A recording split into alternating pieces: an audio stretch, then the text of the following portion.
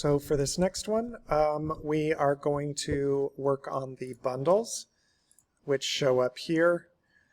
They only show on the bundle section of the website. They don't show up in the regular catalog or anywhere where you are filtering for stuff. So you can only find them here. The bundles do depend on other products being created first. So as you know, they're just an assemblage of other products that are compatible with one another. So when you come to the products, they're just listed at the very bottom, or actually you can see here that we've got 2 pages of products. That's something else I wanted to show you is up here at the top under screen options, you can show how many items show per page. So we've got this at 200. Obviously you have just a little over 200 now. We can up this so that they all show on one page. And now this should change from 1 of 2 to, yep, there's just 1 page of products now. So we can scroll all the way down here to the bottom and we can see all of our bundled products. Let's just go ahead and pick one of these at random and open it up.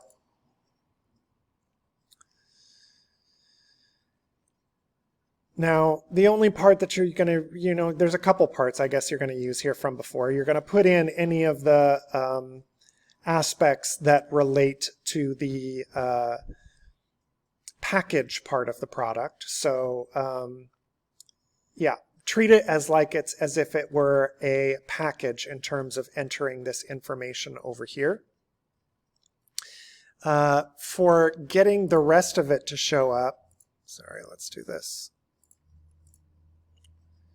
So you'll see that this is just an assembly of other products. And so what we do is we come right here on the product data, we come to the bundled products tab right here and we open it up and you can see these other products have been added here. So if this were missing something, we would just come right here and again we just search. So let's say I were missing one of the plastic lids, we'd start typing PL- and here we get some more plastic lids. So maybe it was this other 6x6 one, or maybe that's one we already have on there. I don't know. We'll just put something that's obviously wrong. The 12x12, so I know what to delete later.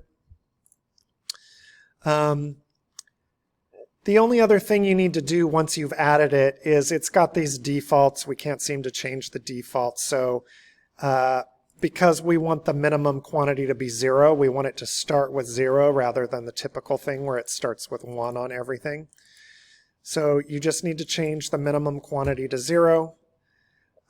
Maximum quantity, I think we've got that set at 100,000. And the default quantity is 0. And so that just lets them put together a package. They can start adding these. These are also can be rearranged. So if you come right over here to the right-hand side where this little grippy icon is, that means we can drag these up and down in the list to change the display order of those. And I think that's it. It doesn't seem like you guys are adding the drawings to these. I've already told you, ignore these extra product option fields here. That's all controlled by this stuff over on the right-hand side.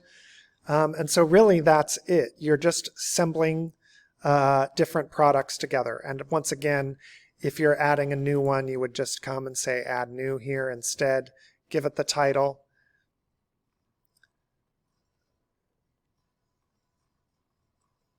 Come down under product data.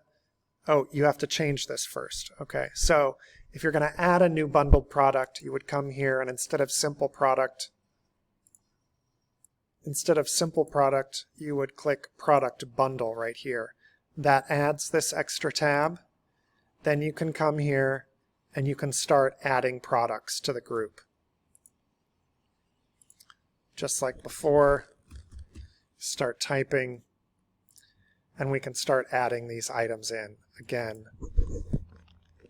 0 for each of these and 100,000 for this guy here, or whatever it is that you want it to be for an upper limit. I think that is it for bundled products. I will leave it at that. Thanks.